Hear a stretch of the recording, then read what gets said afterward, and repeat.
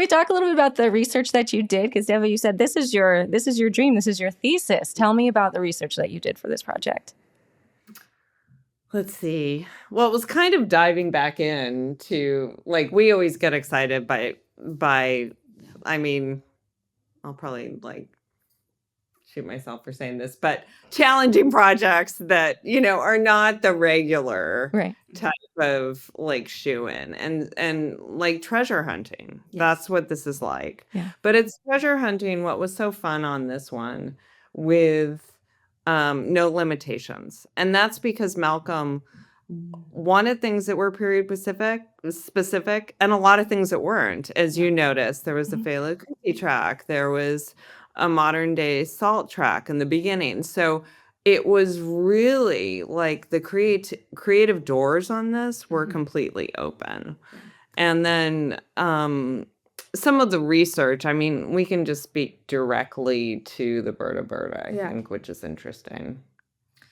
Yeah, I mean, so that was a track that was originally in the Broadway play, and so it was definitely going to be in the film. And so, again, going into the copyrights of it all, of like, doing the research, digging into history of like, oh, there's 2 lines from this one song and 3 lines from another song and 2 lines from another song.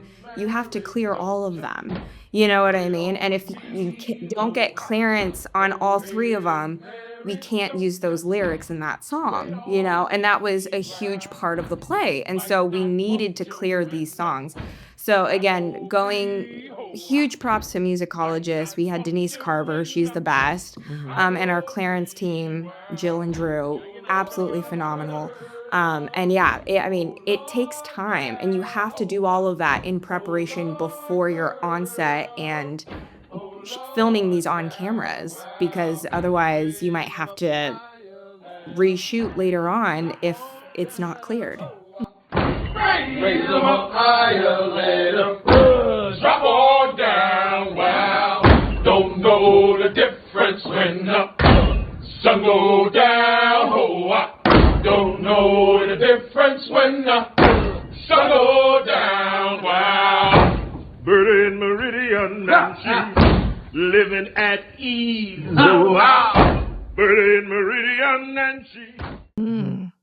So if you had not found clearance, would you have had to change lyrics, or? Yeah, we would have either had to change lyrics or change the song or it would have to be edited and post, which would have been heartbreaking because Berta Berta, it was all the male main characters. Yeah. A lot of them, most of them were in the original Broadway play, and they had that stirring performance of singing it a cappella around the kitchen table. And there's so much history, it gives me chills, of that song, where it came from. And then even just to tag to what Rachel was saying, there was actually a couple lines in that August Wilson penned himself and put in the Broadway play. So while they were all like, what August Wilson envisioned, he actually created this version of the song for the play.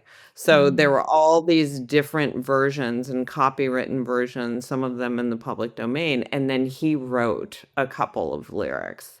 So, it was definitely, as Rachel said, it takes a village.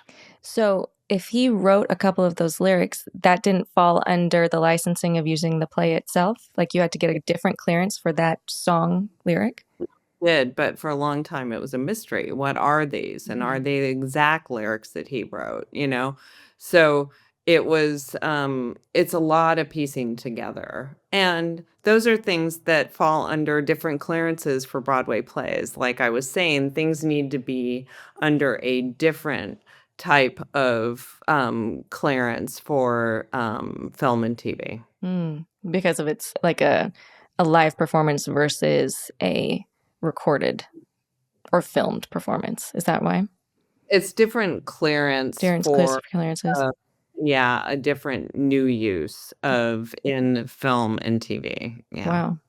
Wow. That's Is there anything else that was surprising as you were helping with the artistic vision, maybe the research or the song choices? Is there anything that surprised you as you were working on this? I mean, maybe it shouldn't have surprised me because, like I said, we got that playlist early on. But we, as a team, work on so many historical projects, and we're always working within, the guidelines that we receive from the key filmmakers and directors. And so often it has to be historically accurate. Right. And so there's a lot of crate digging and like triple checking all facts to make sure that we're not putting something that's from 1947 in a 1943 project, right? Right. And so I think it was getting to use a different creative muscle that Malcom was so open to a variety of source music, again, like she said, from the Salt track to Mary Lou Williams to having the Gospel Clouds, which is like a psychedelic gospel track in there, to finishing it off with Frank Ocean. Right. Like it was such a fun experience to just flex different creative muscles because Malcom was taking really strong swings and taking creative liberty and making a home run. So yeah, love that. How about you, Deva? Is anything surprising or extra fun for you weren't expecting? I echo exactly what she said. And that's what we talk about the project, how special it was, to be able to have the runway of such a large time period and not having those constraints. Mm-hmm. Yeah. Yeah. And I wonder, I think that doing that was really nice because it kind of it helped the audience know these themes are about this family, but these themes also are very relevant today as well. Absolutely. Mm-hmm. Yeah. And I think the music was the catalyst for bringing that parallel with that. So I thought that was very, very smart use of musical choices.